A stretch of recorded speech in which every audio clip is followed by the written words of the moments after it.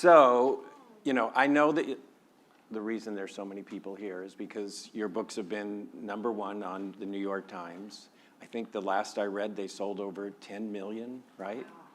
So, thank you for 3. Yeah, that's more American. In England, that would get booze, by the way. It's nice to... Well, what I was going to say is those are all great honors. I mean, they really are. But you have a distinction here of being the tallest author we've ever had.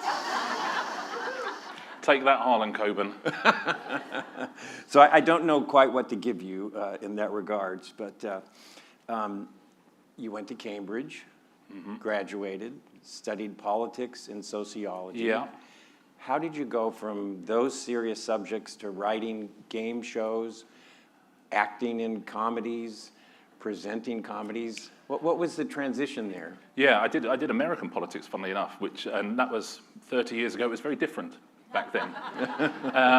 Yeah, I really did sociology and politics because I couldn't really do anything else. They'd say, well, do you fancy doing maths? I said, I'm not very good at maths. How about a language? I can't really do languages. Science? No, I'm not good at sciences. And sociology and politics was all we had left.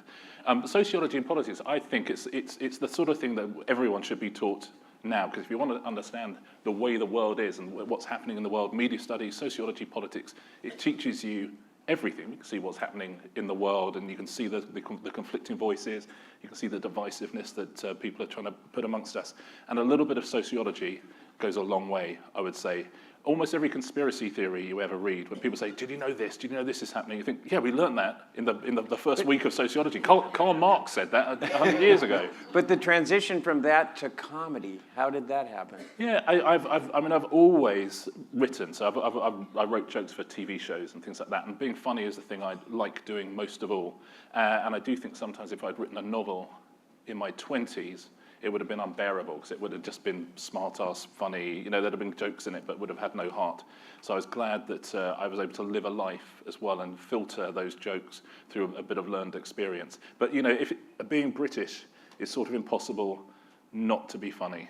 It's like a survival. It's like wearing sunscreen in the desert. You have to, you have to do it. And so, yeah, I grew up in a comedy world. And funnily enough, the first thing I thought when I started writing a book is I thought, whatever you do, do not make it funny. Because I'm a huge crime fiction fan. I love crime fiction, but sometimes when you read funny crime fiction, the humor takes you out of the story a little bit. And I think when you're reading crime fiction, you have to always be rooted in the story. And so I thought, no jokes. You can't do any jokes.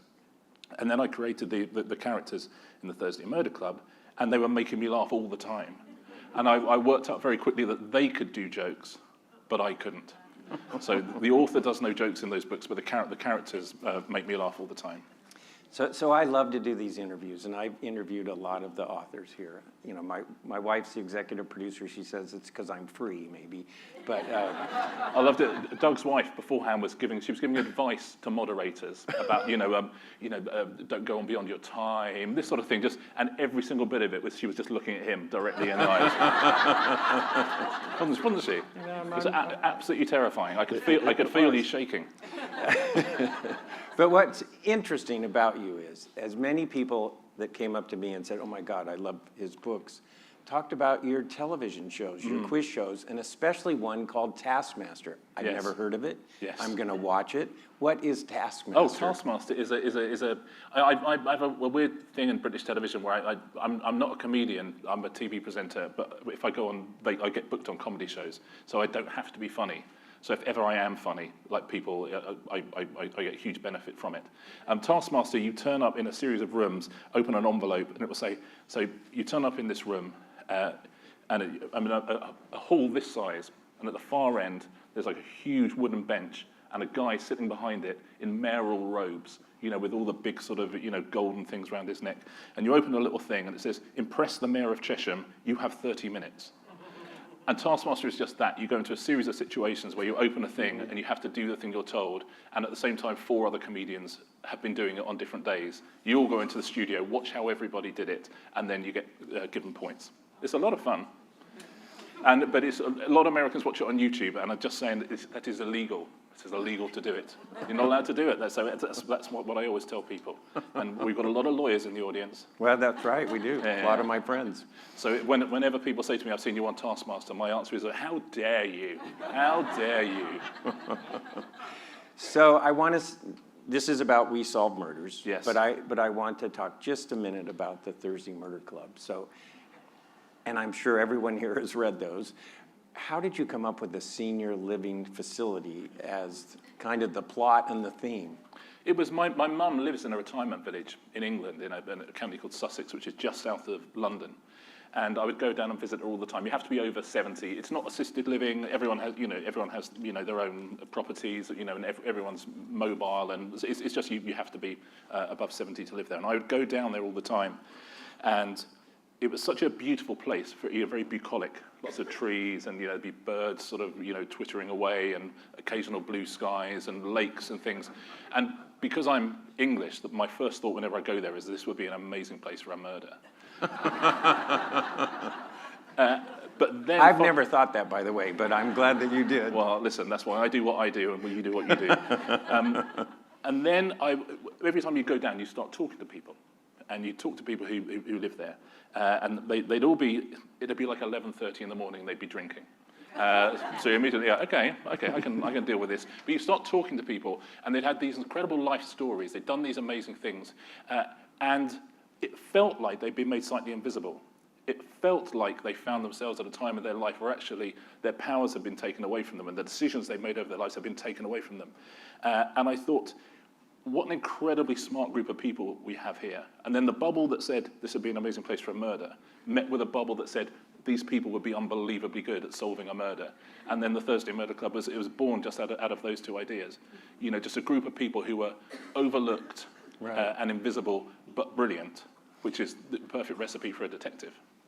So I'm getting older, so you made it very Come enticing. on, man, you look great. You look great. So, what are you, 33? Thank you. They're going to make it into a movie. They have made it into a movie, yeah, which is very. So have exciting. they finished then? They've finished filming it, yeah. They've just started showing. I think they call them previews, don't they, in America, where they show them to test audiences, and the test audiences tell them what's wrong with it, and then they go away and change it. But yeah, we shot it last summer with Helen Mirren and Sir Ben Kingsley, Pierce Brosnan as Ron. Is that who Ron would want to be? Well, that's the thing with Ron. People go, how on earth? I think I describe Ron, the only time I ever really describe him, I say he looks like a bull-nosed truck rusting in a field. And that's not the first thing you think of when you think of Pierce Brosnan. But yeah, the key with that is Ron would choose Pierce Brosnan to play Ron, I think is the key. So, no, it's great. I mean, listen, we shall see. I haven't written it, so I haven't been particularly involved. So I'm as excited as anyone to Are you in it?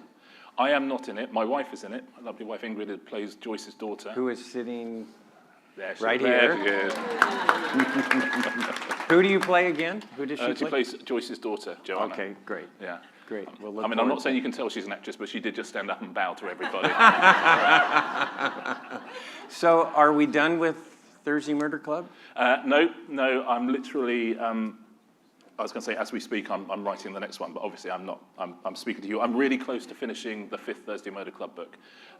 So that will be out this September in the US and in the UK, probably on the day that Dan Brown is not out, so we don't clash. I think that's the idea.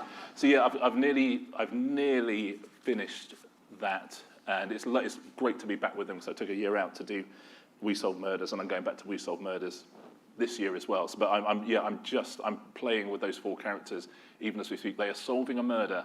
Yep. Even as we speak. I still genuinely 10,000 words to go. I don't know who committed the murder. But well, we're going to talk about that, about your I'm sure writing I'll find process. out at some point. So why write We Solve Murders? Why switch from Thursday Murder Club to an entirely new, different book with different characters? Well, I think, I want to be doing this for the next 20, 30 years. And I don't Before the retirement home, right? Well, there is a slight, to anyone who's writing a book at the moment, if I made one mistake, and I did make one mistake, is when your first book, don't make all your protagonists 80 years old. You know what I mean?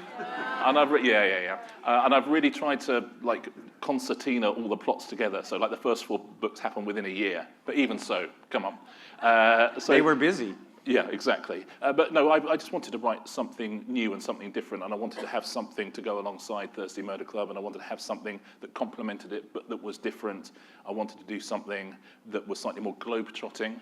I wanted to do something where, you know, you could jump out of helicopters and things like that, which Joyce is not really able to do. She can do most things, but jumping out of helicopters, I don't think so. So when you started We Solve Murders, did you know at that point it was going to be a series? Yeah, everything I sort of think if you're going to put the effort into creating characters, and for me, books are just characters. They all are. Whatever we say about plot, character is the thing. You want to have people that you want to spend a bit of time with on a journey. And so my job is always just think of some characters that you love, and then let's, you know, make bad things happen to them, essentially is the idea. But for me to finish a book, and this is just my personality type, really, and most writers, I think you can work out how and why they write because of their personality type. The idea of going to all that effort and then having to start again with a new group of characters, I would hate that so much. So at least I know, as soon as I finish this Thursday Murder Club book, I know my characters, I know my 3 main characters, Steve, Amy, and Rosie, and I know I can just sort of go back to them, and I'm not having to create a whole new universe, people with completely new people. And is there a third one in there? We Solve Murders. But after We Solve Murders, is there? Oh, I see what you mean. I mean, it's yes, I would have thought so, because there's all sorts of fun things I would like to write. I'm certainly, you know, I'm doing the first 6 Thursday Murder Club books and the first 2 We Solve Murders, and then we'll see, I think. But I'd love to carry them both on and then maybe add something else. But also, you know, you've got to have time to eat, you know? So I don't know if everyone's read the book, but tell us a little bit about We Solve Murders. So We Solve Murders is I wanted to do something that was globe-trotting. I wanted to have a bit of fun, that kind of Dan Brown thing where he sends people around the world. But the sensibility, the only way I can write is that very English way. And I can only write sort of quirkily and with a bit of wit and a bit of warmth and hopefully some wisdom. So I wanted to take exactly the sensibility of the Thursday Murder Club, but put it on a global scale. So I knew I wanted to go around the world. And I thought, well, yeah, but I've read so many books where people go around the world. What's the hook? And then I thought, okay, the thing I want to do, I want to get somebody, a hero, who does not want to go around the world at all. I want someone who just wants to stay at home and watch the snooker on television and play with his cat, and I'm going to send him around the world. So I've got this character, Steve Wheeler, who is a retired cop who lives in the New Forest, which, if you have not been to England, the New Forest, one of the undiscovered gems. It's in Hampshire. That's beside the point, but take notes if you wish to. All he wants to do, he does his pub quiz on a Tuesday night. He's got a cat called Trouble, who's on the front cover of the book. He's got his friends at the pub. He does not want to go anywhere. He does not want to do anything. He's been a cop. He's seen all the adventure he wants to see. So I think, right, I'm going to send him around the world, but how do I do it? And I created this daughter-in-law for him, Amy, who is a close protection officer, a bodyguard for billionaires. So her entire life is going around the world, private islands, private jets, you know, dealing with, you know, she'd be in Palm Springs, for example, Amy. And so I send her across the world, and she gets in trouble, and she can't trust anybody for various reasons of the plot. But there's one person she can trust, and that's her father-in-law, Steve. So she sends for him, and then poor Steve essentially has to travel around the world with his daughter-in-law, much to his chagrin. And then Rosie. Yeah, so who's a mega best-selling novelist, right? I mean, that's you, right? Well, me and Rosie D'Antonio have some subtle differences, I would say. She's slightly more Jackie Collins than I am. I know I carry a little Jackie Collins in me, but so it's funny how this is what I mean when I talk about characters and about how books. I would never start with a plot. I would never start with, oh, here's a way to murder somebody. So I had Steve and I had Amy. And I thought, oh, that's clever. Something happens to Amy. I don't know what, but means poor Steve. I mean, within 5 minutes of the book, he's on a private jet and he's furious about it because, you know, he can't get the beer that he wants because everything's imported Japanese lager. So, you know, he's like, he doesn't know how to pack. You know, all he's got is a Van Halen T-shirt. You know, he doesn't want to be there. So I thought, okay, I've got Amy. So she's got to be looking after someone when we start the book. You know, that's where we'll begin. I thought, okay, well, I'll stick her by a pool on a private island. And I thought, okay, let's have like a Jackie Collins type author, and the name Rosie D'Antonio came into my head. And as soon as I had the name Rosie D'Antonio, I thought, okay, here we go. And I just had the two of them have a conversation over about 4 or 5 pages. And by the end of it, I thought, oh my God, you can stay. You're amazing. She's like, you know, she says a few times, she said, I've got 80s money. So she's got access to pretty much anything she wants. You know, she's an old school drinker, drug taker. You know, she's like a proper kind of, you know, she's been around, she's seen it all and done it all. Heart of gold, of course. And so suddenly it becomes the three of them. So you've got a father-in-law who doesn't want to be there, a daughter-in-law who just likes kickboxing, and a woman of indeterminate age. She says she's age fluid, Rosie D'Antonio. And the three of them become a gang, and they have to find a killer before a killer finds them.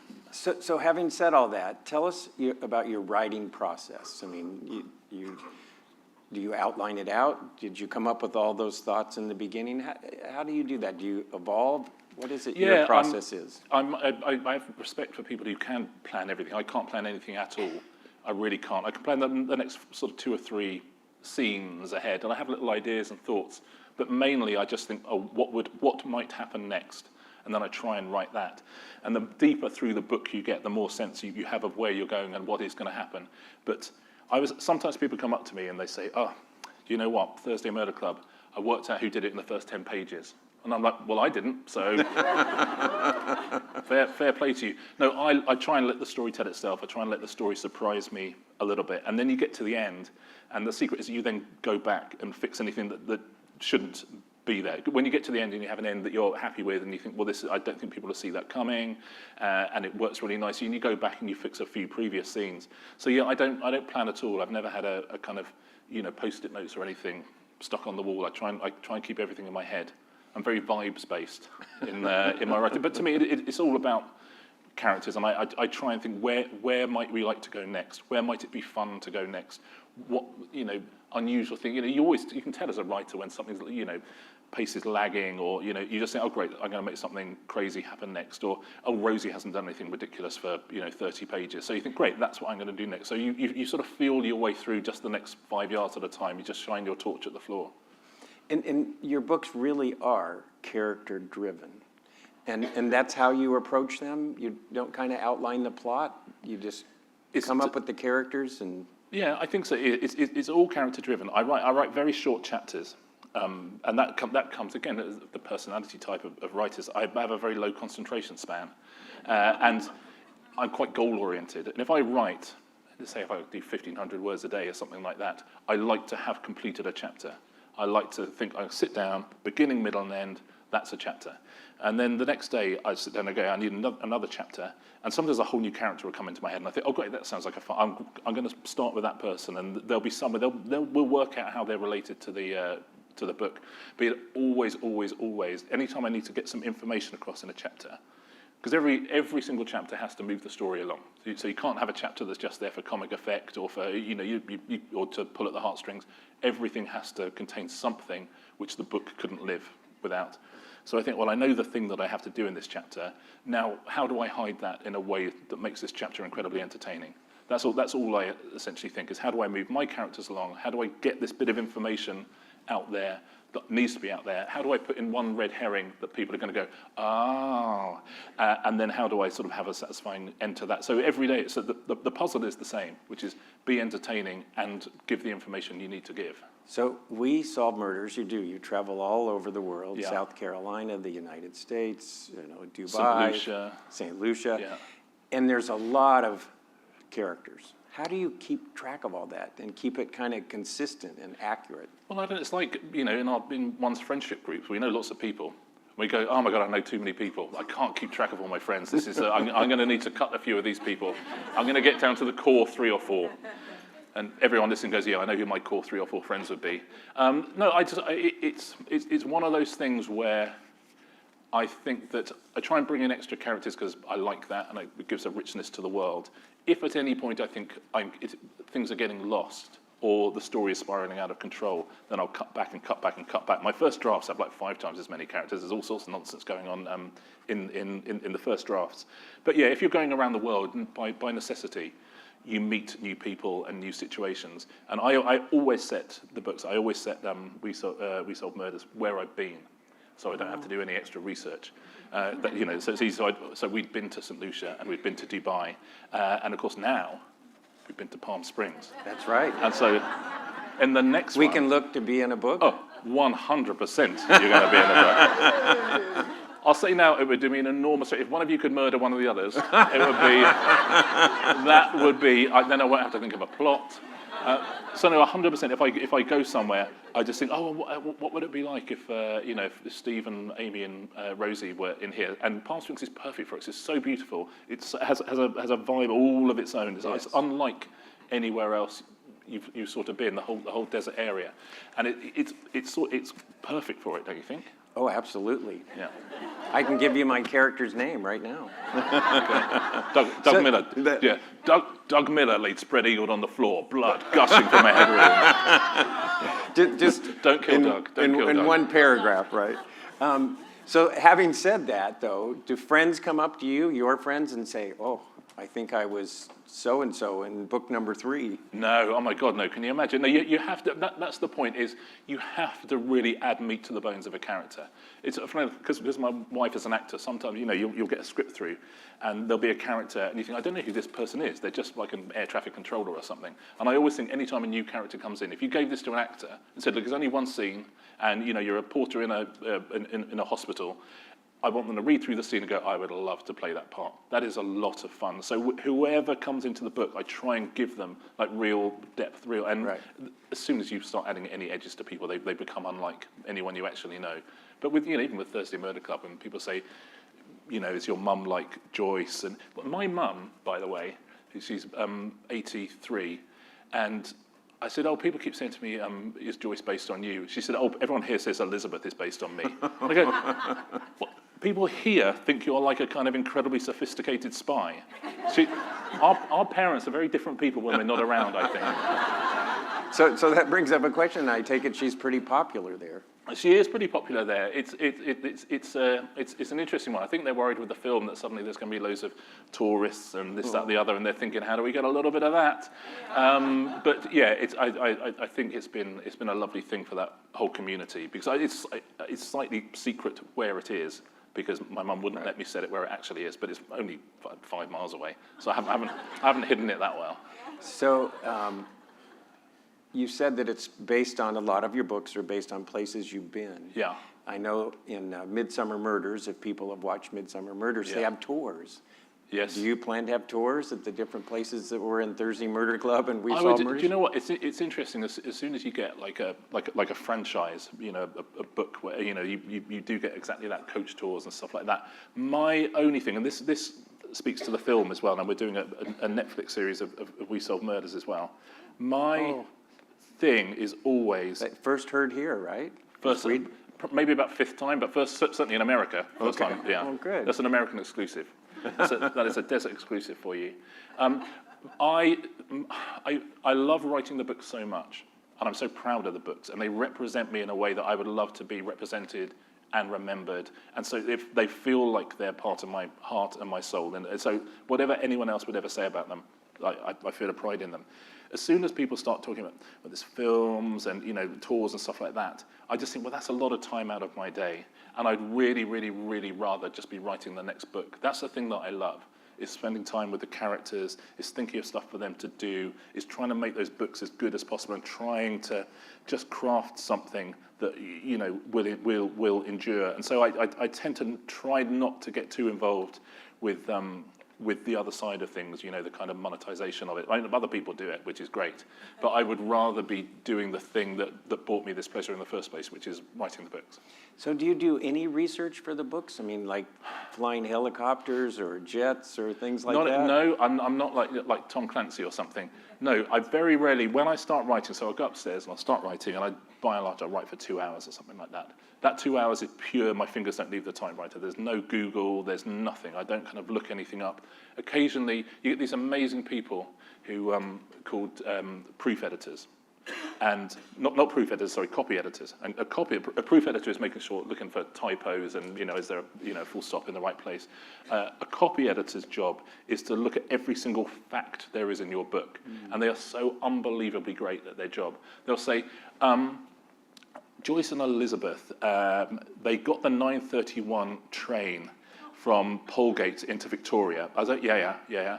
I actually looked up that there was a 9:31 train, so I'm clear there. I know I'm all right there.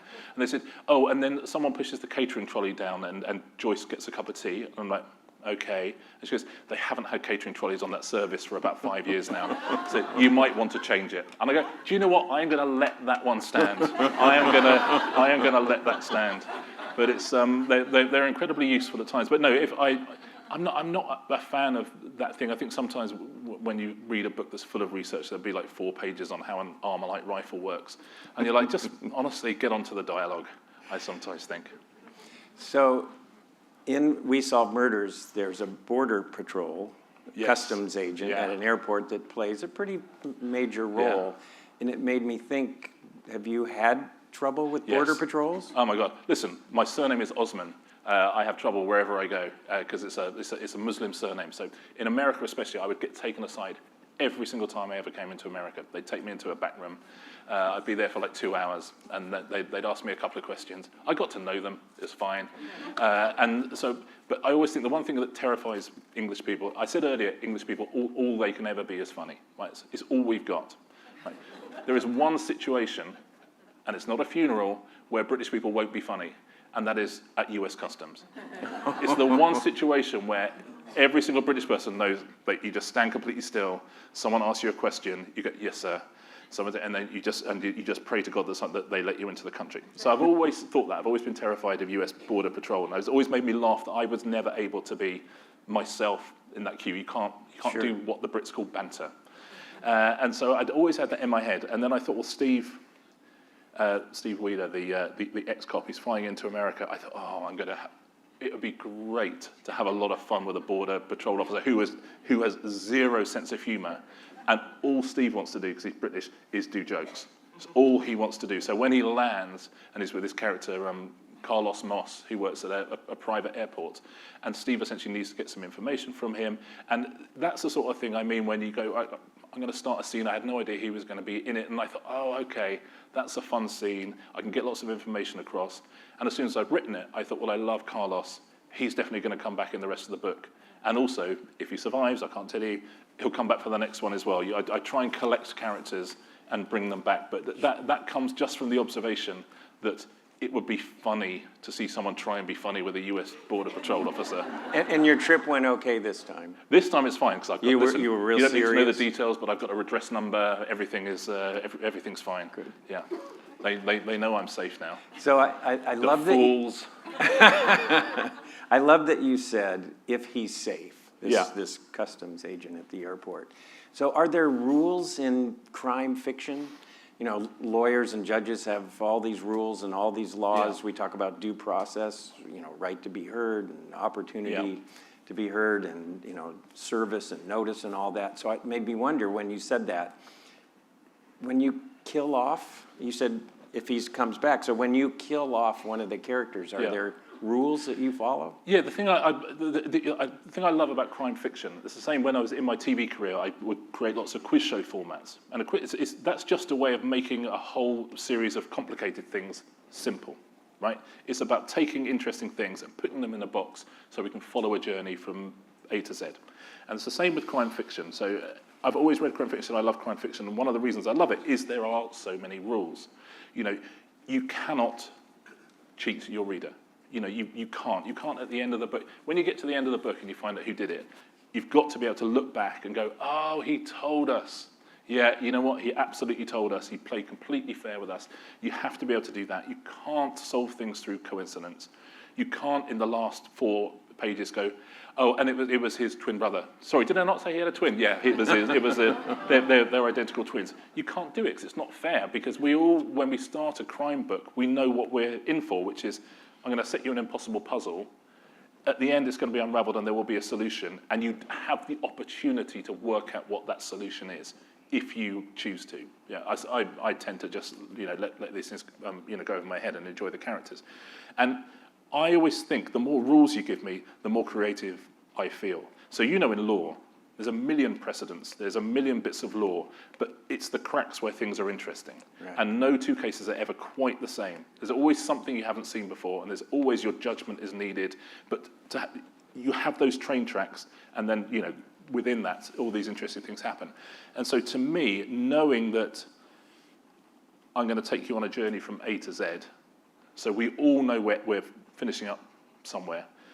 For me, that means my entire job is to make everyone enjoy the journey, And if you know you're headed somewhere, you can enjoy the journey. You can sit back and you say, look, here are some people.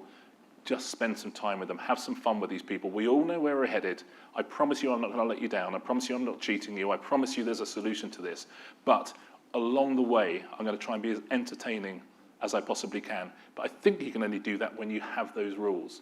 And I think that's the absolute key. Everyone's got to be a suspect. The solution's got to be in plain sight. All of those lovely things. And that's why crime fiction is so varied. And there's so many incredibly different writers writing hugely different things, telling different stories about different communities, different historical periods, because we all have that basic framework. And within it, we can weave anything through it. So you've said that, the Thursday murder clubs are somewhat related to your mother and the senior living facility. We Solve Murders is all these places you've been to.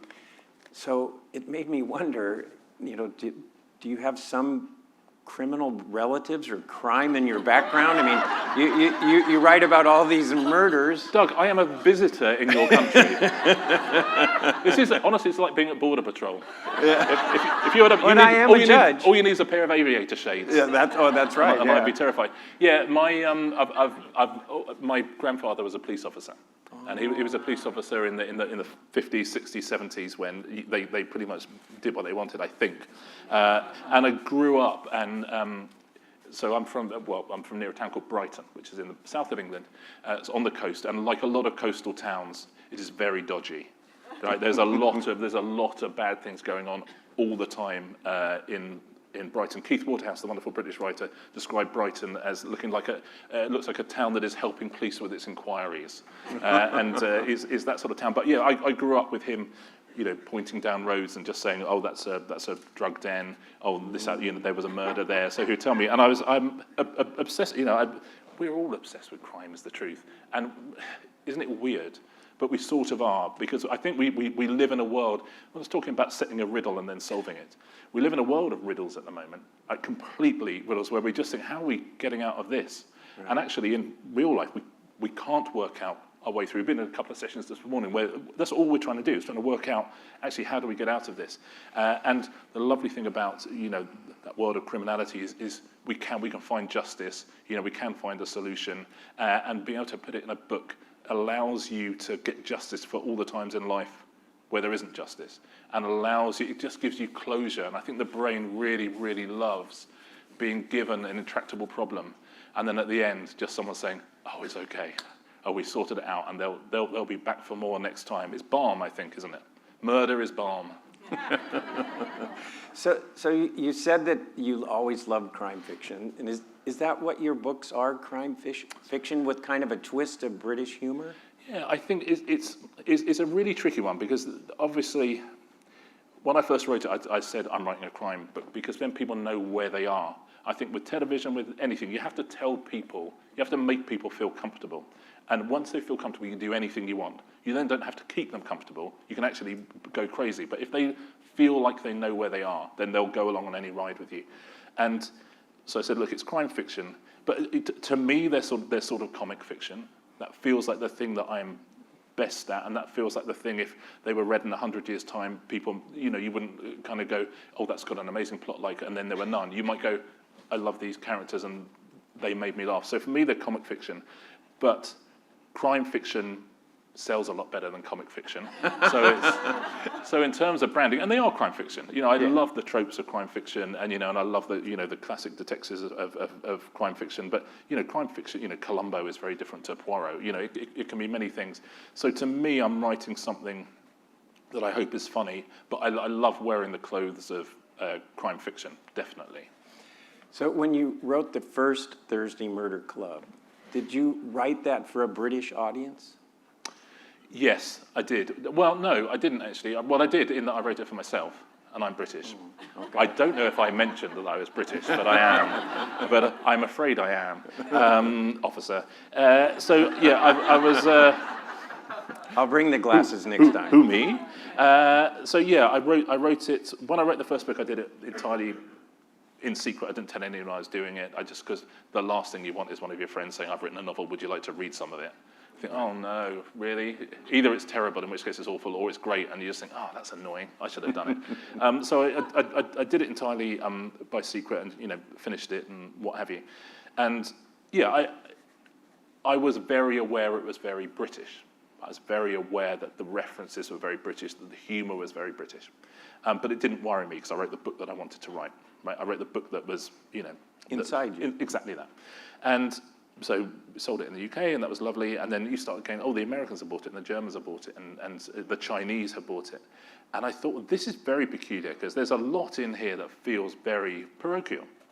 And then I thought, you know what? When I read an American book, I want it to be as American as it possibly can be. We were talking earlier, I said I just read Lonesome Dove by Larry McMurtry, and you couldn't get a more American book. There is absolutely no concession to anywhere other than the West in that book. And I adored it because I felt it was real, I felt it was authentic.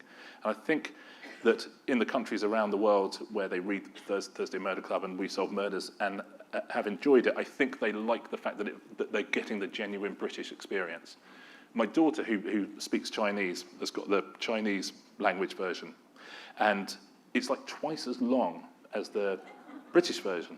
And I'm like, why is this twice as long as the British version? And she said, because every single page, half of it is footnotes explaining like the shops and the chocolate bars and all this kind of stuff in there. Yeah, but I think their very Britishness is an advantage. So I mean, even with We Solve Murders, which is it's more globe-trotting, and so it has maybe a sheen that is slightly more international.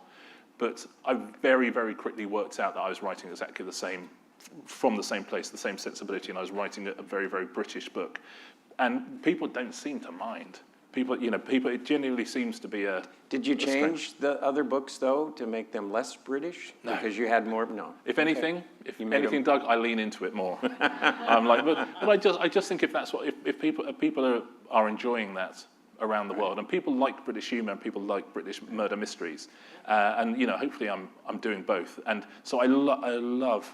If you do read them as a Briton, there are so many little tiny references. British people are obsessed with class. So every single brand, every single person mentioned on television, they're all very, very specific.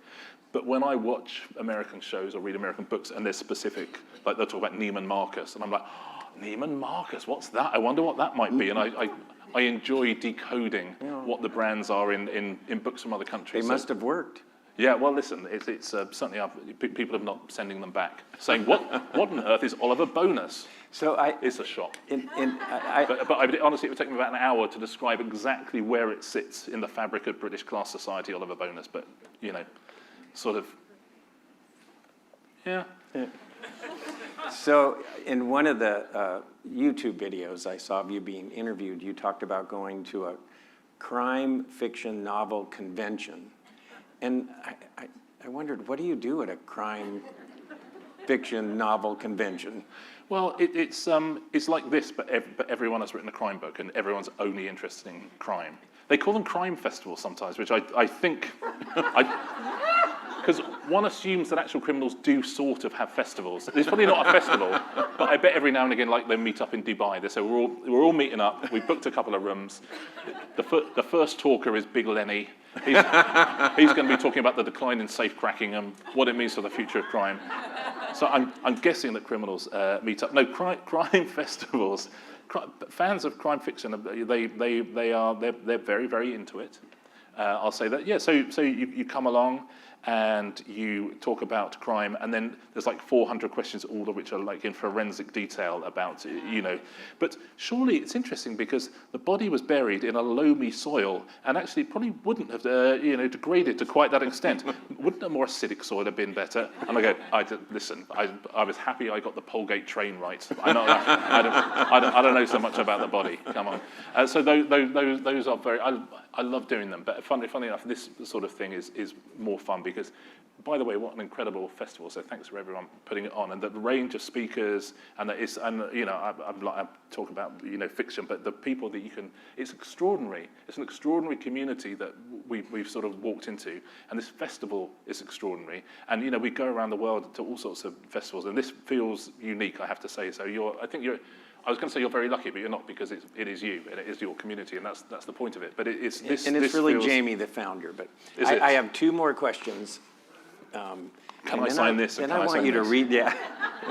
So is there any crossovers between the Thursday Murder Club books and We Solve Murders? I mean, should we be looking for something in there? Now, you're a judge. Yes. And there's lawyers in the room, right? Yeah. So I need protection. Okay. Because I thought, oh, this will be, thank you. I thought, well, this will be a bit of fun. I'll put a little Easter egg in We Solve Murders that, you know, where you recognize it's someone from Thursday Murder Club. And I was doing that. I was very pleased with myself because I'd done this thing.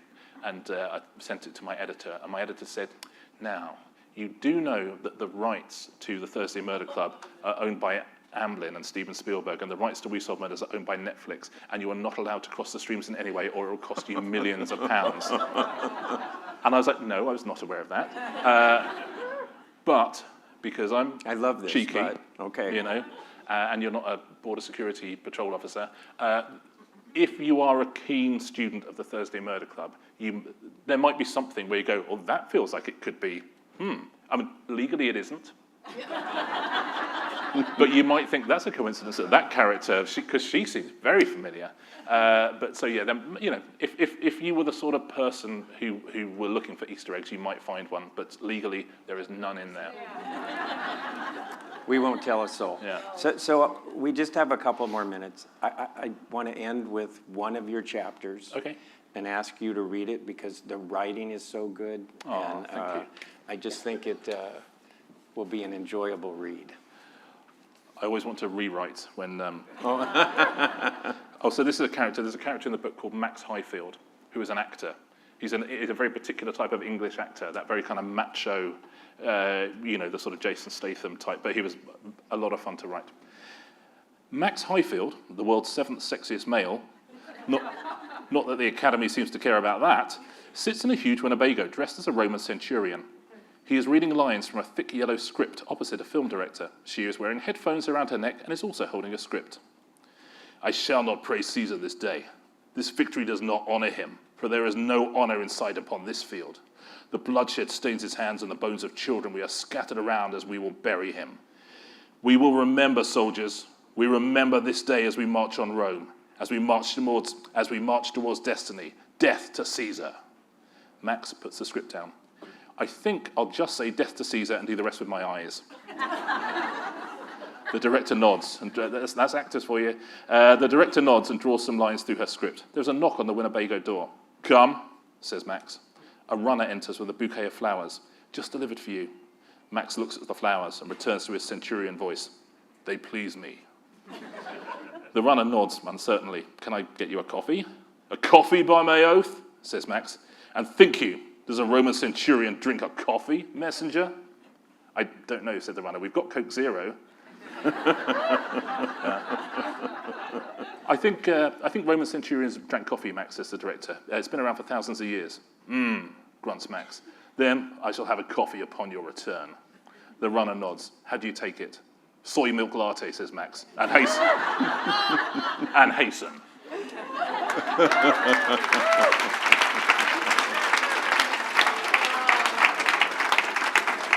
So all of the books are fabulous. Please buy the new book if you haven't. And thank you very much Doug, for coming to the desert. Thank you, everybody.